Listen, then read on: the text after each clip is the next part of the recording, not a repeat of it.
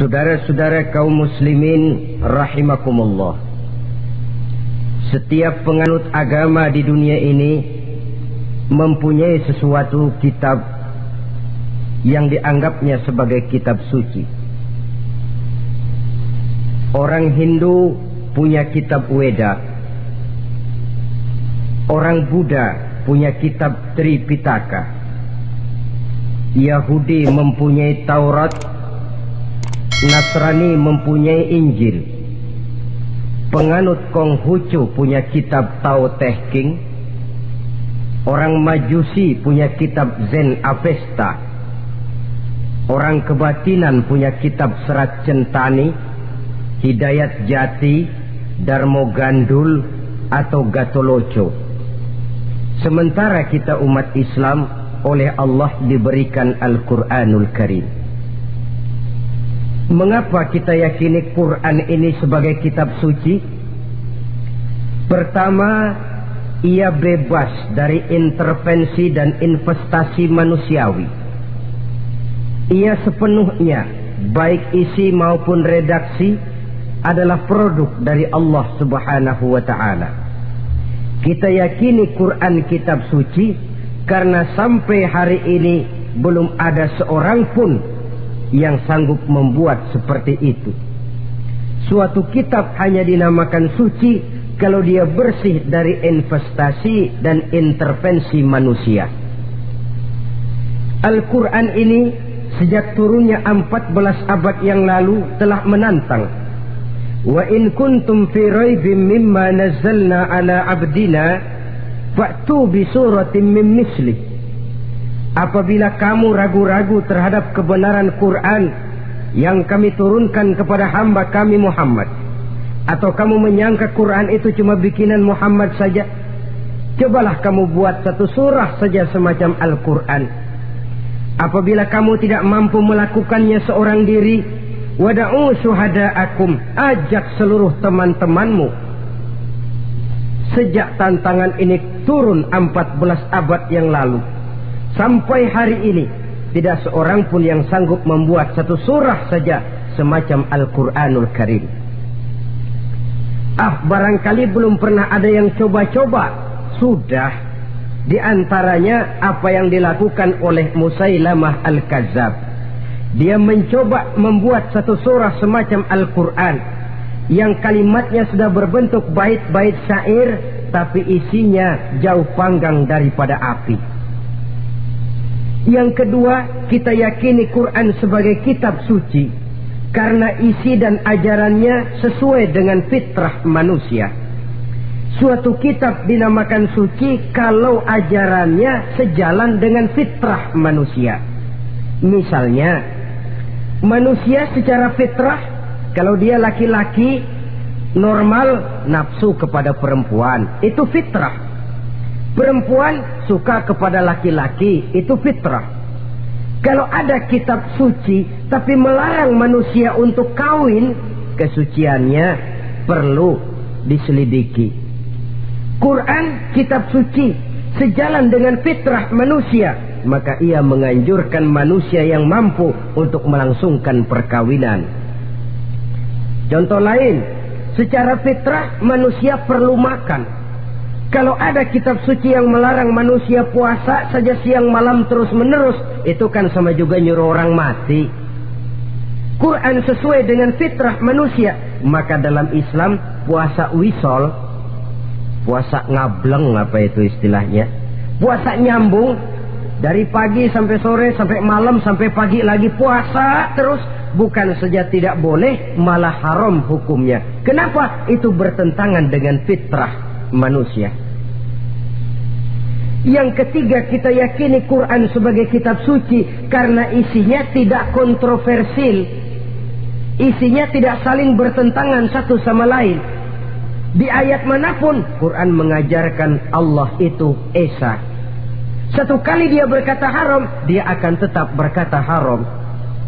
Isinya tidak kontroversial.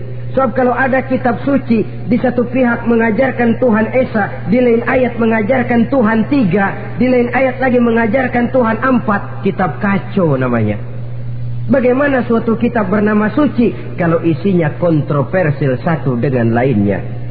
Dari 3 kriteria inilah kita yakini Quran sebagai kitab suci. Masalah yang akan kita bicarakan pada pertemuan kita kali ini, bagaimana sikap kita terhadap Al-Quranul Karim sebagai kitab suci. Berangkat dari sebuah hadis di mana Rasulullah Sallallahu Alaihi Wasallam pernah memberikan tawaran. Beliau bersabda, "Man ja'ala al-Qur'ana amamahu qadahu ilal jannah, wa man ja'ala al-Qur'ana khalfahu saqahu ilan nar." Siapa yang menjadikan Quran sebagai imam, maka Quran akan membimbing dia ke dalam surga.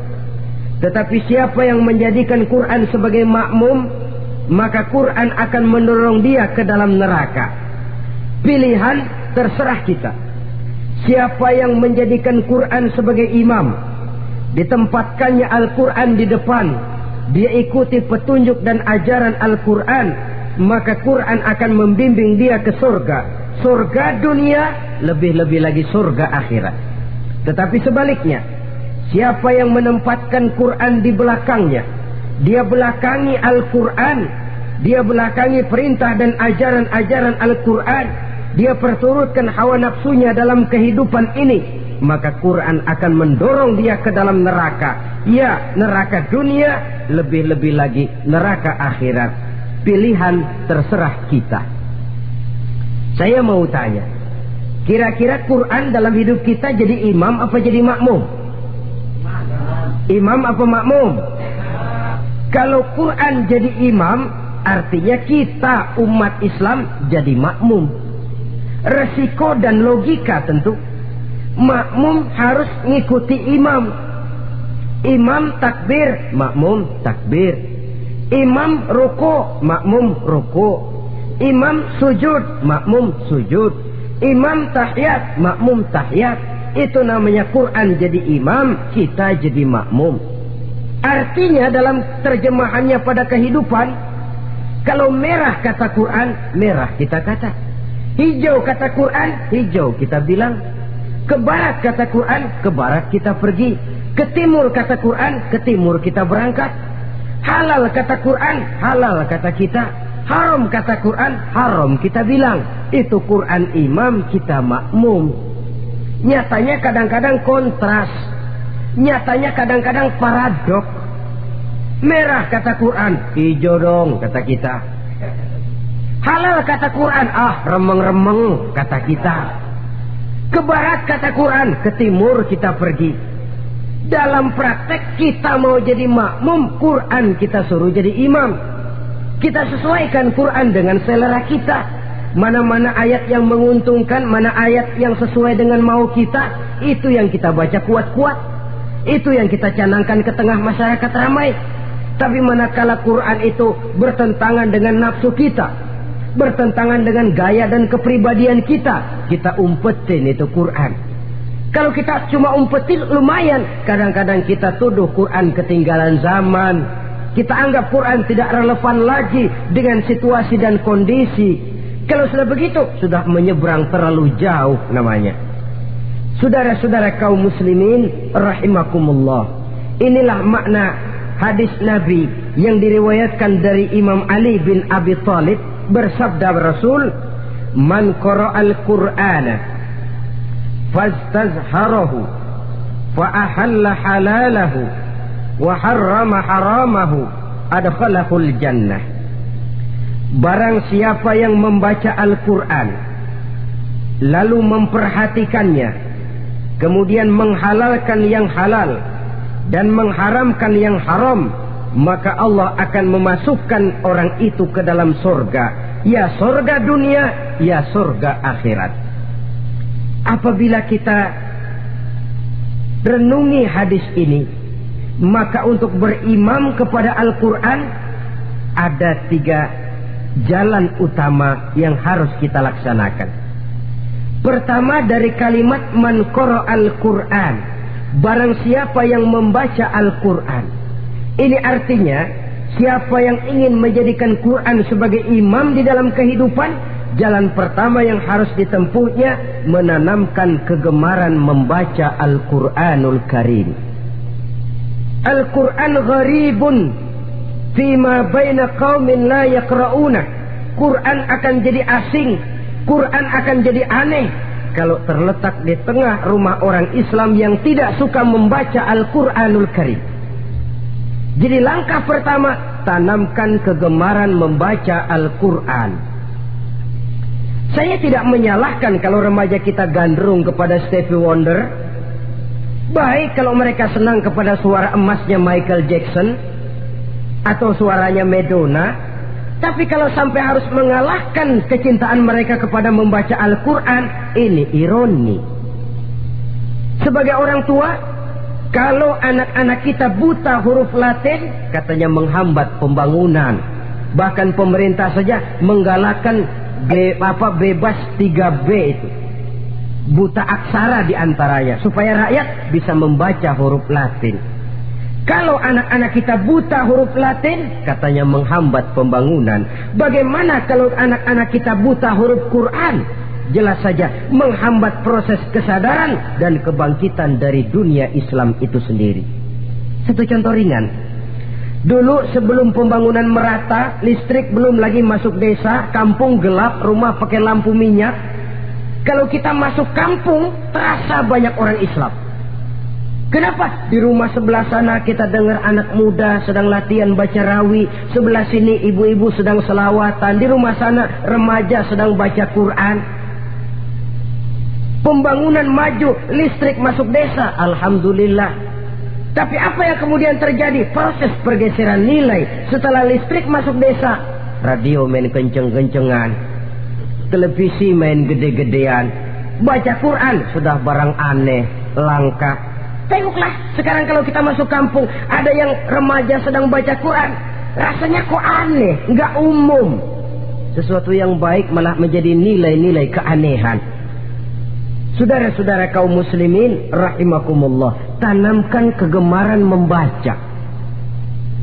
Dalam satu hadis Nabi pesan, nawiru buyutakum bitilawatil Quran, sinari rumah tanggamu dengan bacaan Quran. Sebab listrik ini cuma bisa menerangi gelap, tapi tidak akan sanggup menerangi hati manusia. Quran produk Allah dibaca dalam segala keadaan, tepat dan pantas.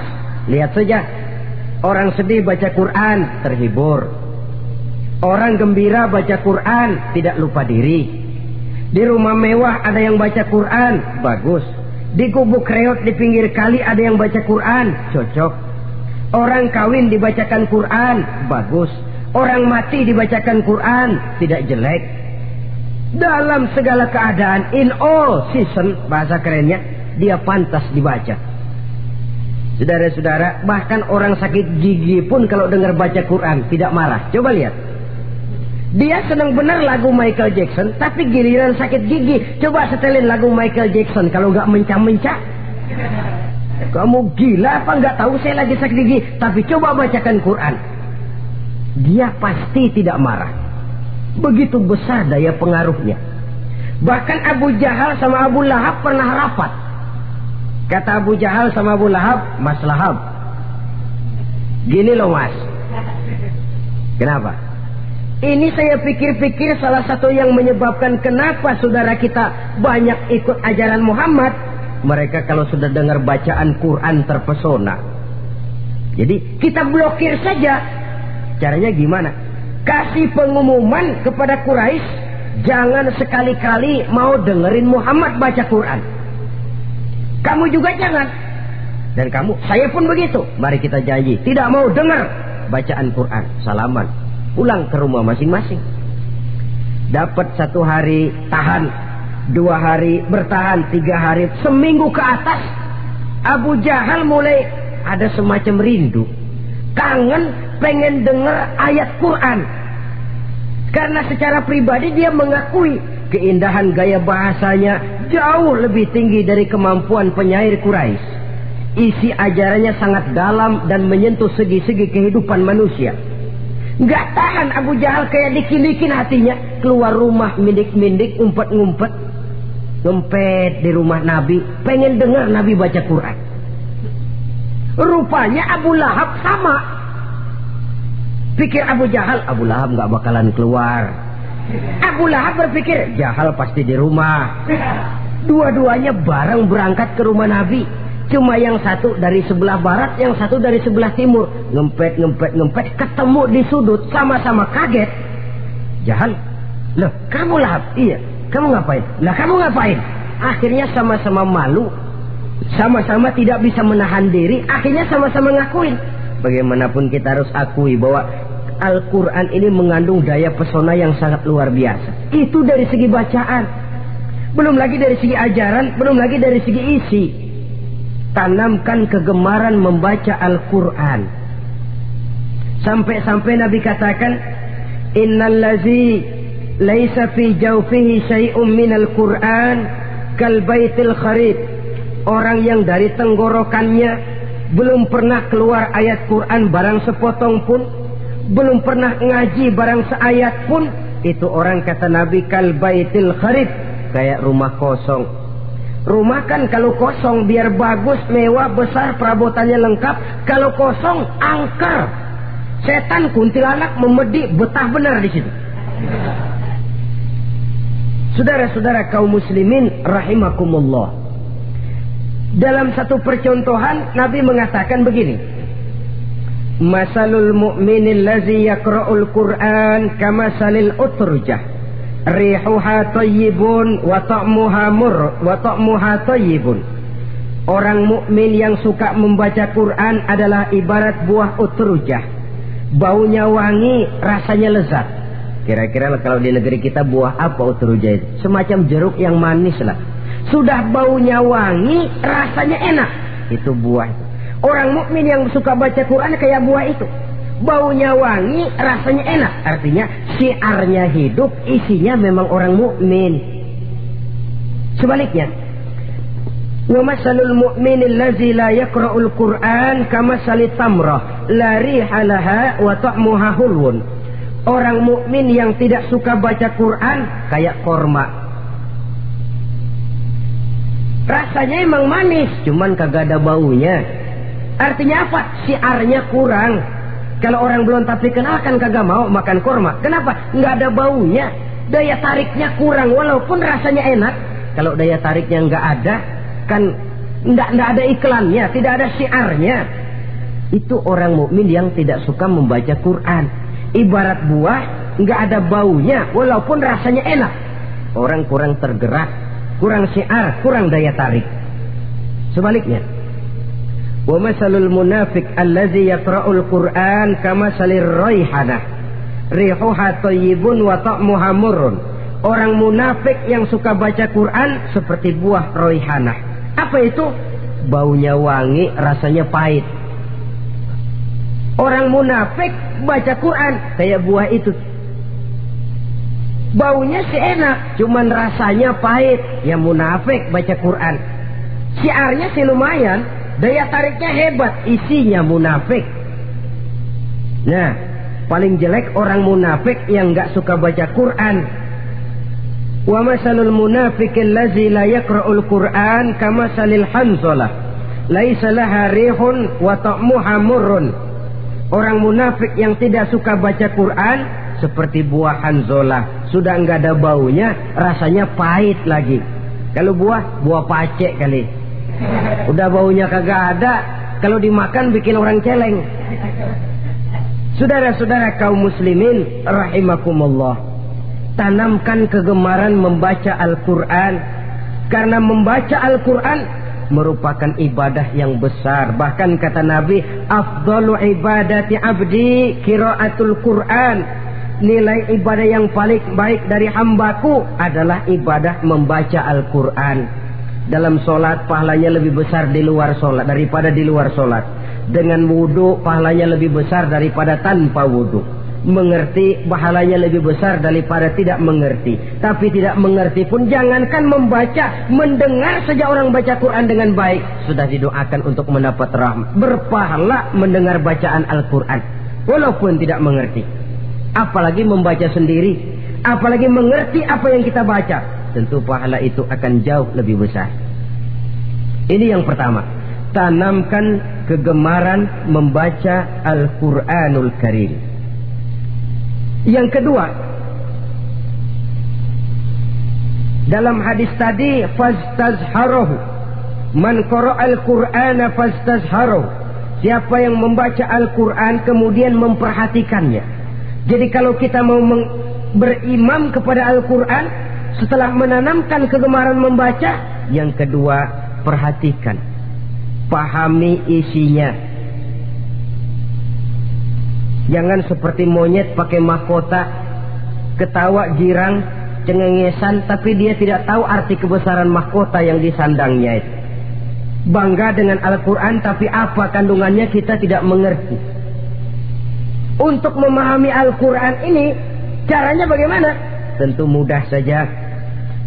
Seperti contoh, kalau kita ingin mengerti caranya bikin tahu, jangan bertanya kepada montir mobil. Montir mobil ahli betul urusan mesin, tapi kalau urusan tahu, tanya dong tukang tahu. Untuk mengerti rahasia dan seluk-beluk Al-Quran, kita harus bertanya kepada orang yang memahami seluk-beluk Al-Quran, para ulama, para kiai, para ustadz, yang kita tahu kualitas keilmuannya, kita yakini loyalitas dan integritasnya kepada Islam ini. Kenapa? Ayat-ayat Quran itu elastis. Dia dibawa kemana saja mau. Ditafsirkan menurut kemauan orang bisa. Paling celaka kalau yang belajar tidak punya dasar, yang mengajar punya maksud lain, sesat dan menyesatkan. Yang ngajar punya nafsu ambisi, yang belajar tikus budeg, yang memang tidak punya dasar apa-apa, sekali belajar langsung tafsir. Cara wudhu yang baik saja belum ngerti, cara ruku dan sujud yang baik saja belum bisa, yang membatalkan sholat apa ndak bisa, ndak ngerti, sekali langsung. Ndak, supaya kita langsung saja belajar langsung Al-Quranul Karim. Tidak jelek, cuma akan lebih baik kalau sebelumnya ada unsur penunjang dari nilai-nilai keilmuan dalam Islam ini. Disinilah perlunya menghidupkan majelis-majelis taklim. Sebab kalau Al-Quran hanya dipahami dan dikutak-kutik menurut maunya rasio saja, kekuatan rasio terbatas. Saya akan khawatir nantinya akan timbul pendapat-pendapat di mana Al-Quran disesuaikan dengan otak. Bukan otak ngikuti Quran, tapi Quran disuruh ngikuti otak. Contoh yang dekat saja, kalau saudara ngukur kayu pakai meteran, itu kira-kira meteran ikut kayu apa kayu ikut meteran? Ayo, kira-kira kayu ikut meteran apa meteran ikut kayu? Meteran ikut kayu. Bagus. Kalau meteran ikut kayu, artinya nggak ada meteran benar di dunia ini. Kayunya kependekan, meterannya dipotong. Dan begitu loh, meteran ikut kayu namanya. Bukan meteran ikut kayu, tapi kayu yang harus ikut meteran. Otak harus ikut wahyu. Jangan wahyu disuruh ikut otak. Manusia ikut Quran, jangan Quran disuruh ikut manusia.